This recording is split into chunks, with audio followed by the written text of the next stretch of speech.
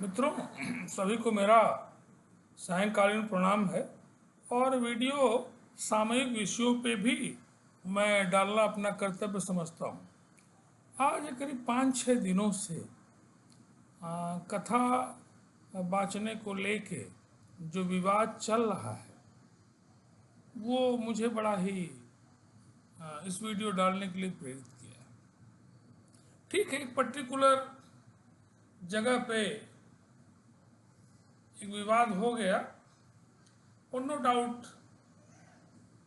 गलत रहा, इसमें कहीं कोई शक नहीं है कि कानून को हाथ में लेने का अधिकार किसी को नहीं, लेकिन उसको जातिवादी जामा पहनाना, वोट की राजनीति के लिए उसे इंटेंसिफाई करना, उसको जातवाद का रूप देना, बहुत सारे रील, बहुत सारे वीडियोस में देख रहा हूँ।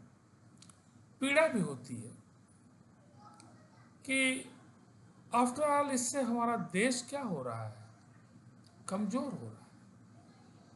और इसी जातवाद कुरीतियों के कारण हजारों वर्ष तक देश को गुलामी झेलनी पड़ी है, आप जानते हैं। लेकिन पुनः इन्हीं चीजों को फिर से उठाना और इन कुरीतियों में जाना मुझे लगता है कि देश के लिए बेहद घातक है। मैं चाहूंगा, एक शिक्षक होने के नाते मैंने जीवन भर कभी जातीयता अपने पढ़ाने में, इवन देन अपने पढ़ते समय भी काशी हिंदू विश्वविद्यालय में या उसके पहले के एजुकेशन में मैंने जातवाद देखा ही नहीं। इसलिए मेरे संस्कार में जातवाद का बीज नहीं आया। और मैंने पूरे समय जब भी पढ़ाया है, चाहे वो किसी भी धर्म का कोई छात्र है या किसी भी जात का है, चाहे वो दलित है या ओबीसी है या फॉरवर्ड है, जो भी है, मेरे लिए छात्र ही पूंजी है और मेरा सबसे बड़ा क्रिटिक मेरा छात्र है। उसी भावना के साथ मैं चाहता हूं कि सामाजिक समरसता बेहद आवश्यक है अपने देश के लिए, अपने समाज के लिए। मैं जब छोटा था, हाई स्कूल में या बाद में भी, तो मेरे गांव में अकेला मेरा ट्यूबवेल था और बिजली सिर्फ मेरे ट्यूबवेल पे आती थी। बहुत सारे बच्चे, 10 से 15 बच्चे रात को पढ़ने के लिए आते थे, क्योंकि मेरे जो बड़े पिताजी बड़े रिनाउंड साइंस और मैथ के टीचर थे। नो डाउट संघ के बचपन के कार्यकर्ता थे वो, तमाम दायित्वों का निर्वहन उन्होंने संघ में रहते हुए किया। उनकी एक पहचान वहाँ पे एक सामाजिक कार्यकर्ता और खास करके हिंदूवादी के रूप में जानी जाती है। लेकिन मेरे बड़े पिताजी ने कभी भी किसी बच्चे से जो रात में आके रहते थे, कभी कोई पैसा नहीं लिया। इवन देन उन्हें अपने घर के गिलास में, चाहे वो दलित ही रहा हो बच्चा, उसे चाय पिलाया है और उसे कभी गिलास धोने के लिए भी नहीं कहा है। बोला, अरे क्या हुआ, घर में बाकी बर्तन बहनें धो रही हमारी, वो भी धोएंगी, वो भी बच्चा है अपना। पूरी तरह से सामाजिक समरसता मैंने के लिए प्रयासरत होते हुए उन्हें देखा है और निश्चित रूप से मेरे परवरिश में उसका असर है। आज मेरे बहुत सारे मित्र दलित हैं, ओबीसी हैं, बड़ी जातियों के लोग भी हैं, और मुझे धीरे धीरे समझ में आने लगा कि जिस जातवाद को हम स्वार्थवश उसे खास करके पॉलिटिकल सिनेरियो में उसे जब बढ़ावा देते हैं, तो कहीं न कहीं देश का बहुत बड़ा नुकसान करते हैं। और आने वाली जो पीढ़ियां हैं वो भी इन चीज़ों को देख रही हैं, उनके ऊपर भी इसका बुरा असर निश्चित रूप से पड़ेगा। जैसे अभी इटावा की घटना हुई, कल मैं पप्पू यादव जी का बिहार से स्टेटमेंट देख रहा था। वो सांसद है मेरे मन में उनके कुछ कृत्यों को लेके बड़ा ही सम्मान है। निर्दल उम्मीदवार है वो, आरजेडी कैंडिडेट को हरा के अपनी पॉपुलैरिटी से निर्दल जितना बड़ा टेढ़ा होता है वो जीते हैं। नो डाउट इसके पीछे बहुत सारी खूबियाँ उनकी रही होंगी। मैंने कल उनका स्टेटमेंट पढ़ा, जब वो बोल रहे थे टीवी में, तो मुझे अच्छा लग रहा था, या वीडियो में कहीं देखा था कि भाई हर जाति में अगर कोई दुष्टता या कोई गलत आचरण करता है तो पूरी जाति को हम लोग दोषी नहीं कर सकते। उन्होंने नाम भी लिया कि चाहे भूमिहार हो, ब्राह्मण हो, यादव हो, कोई भी किसी भी एक जात में अगर कुछ लोग, एक दो लोग कोई घटना कर बैठते हैं तो पूरी जात को कतई दोष नहीं दिया जाता। लेकिन दुर्भाग्य मैं अपने प्रदेश में देख रहा हूँ कि इस घटना के बाद जिस तरह की लामबंदी देखने को मिल रही है, सामाजिक वैमनस्यता का जो पुट है वो पीड़ा देता है।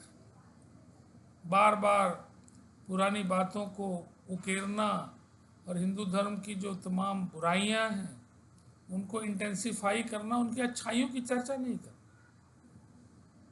ऐसा नहीं कि सारा गलत ही हुआ है।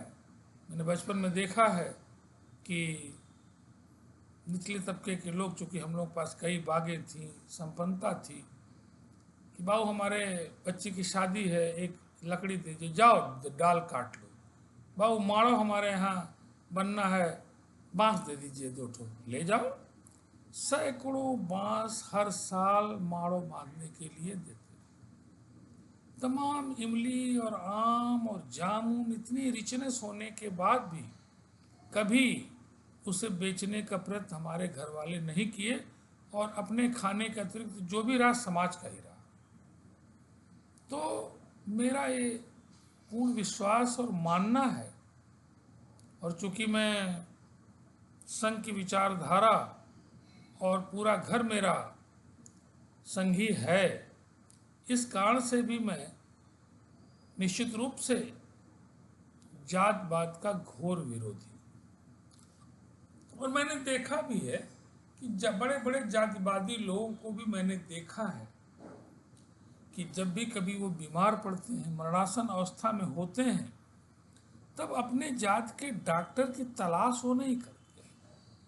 तब उन्हें ब्राह्मण हो, क्षत्रिय हो, यादव हो, किसी भी जात का हो, अगर वो अच्छा डॉक्टर है, उनकी जान बचा सकता है, तो उसी के पास आदमी जाता है।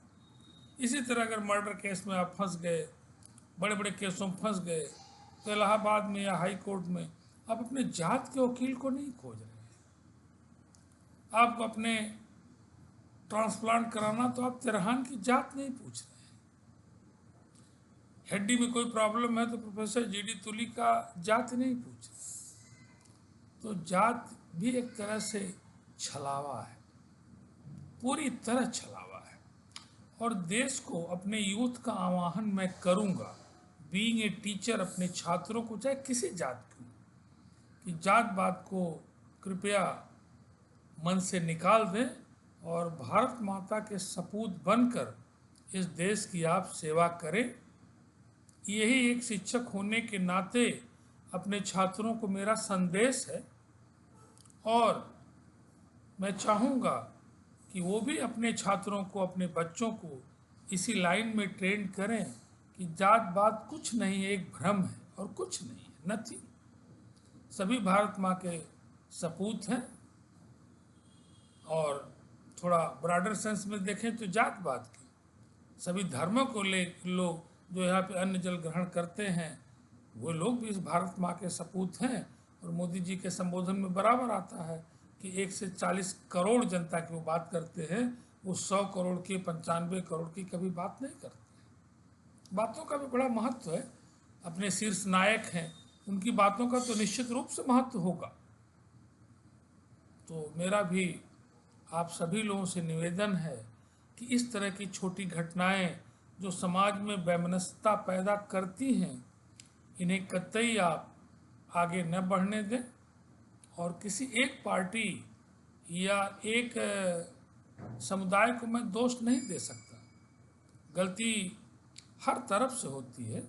प्रयास यही है कि उस वर्ग के, प्रबुद्ध वर्ग के जो लोग हैं, और वो इन चीज़ों को उसी स्तर पे सॉल्व कर दिया करें और इसको आगे बढ़ाने की आवश्यकता, वोट बैंक के रूप में उसको स्थापित करने की आवश्यकता नहीं है। और निश्चित रूप से अगर ऐसा करते हैं तो देशद्रोही सबसे बड़े हैं, क्योंकि देश का हित सर्वोपरि है। देश के हित अगर आपके मन अंदर नहीं है, तो कहावत है कि भाई कविता पढ़ते थे, जिस जिस देश जात में जन्म लिया बलिदान उसी पे हो जाऊं। अगर ये भावना आपके अंदर नहीं है तो निश्चित रूप से आप देश के लिए एक एसेट न होके बल्कि एक भार है। तो पुनः एक बार सभी का आह्वान करते हुए कि इन वैमनस्यता वाली चीज़ों को त्याग के सबको गले लगाना है। और कविताएं जो उनका महत्व है, गाना का महत्व है कि ज्योति से ज्योति जगाते चलो और प्रेम की गंगा बहाते चलो। तो इन्हीं शब्दों के साथ मैं पुनः एक बार आह्वान करता हूँ सारे यूथ को कि जातपात सब धर्मवाद सब छोड़ के अपने देश के लिए आपको जीना है और देश को उन्नति के मार्ग पे ले जाना है।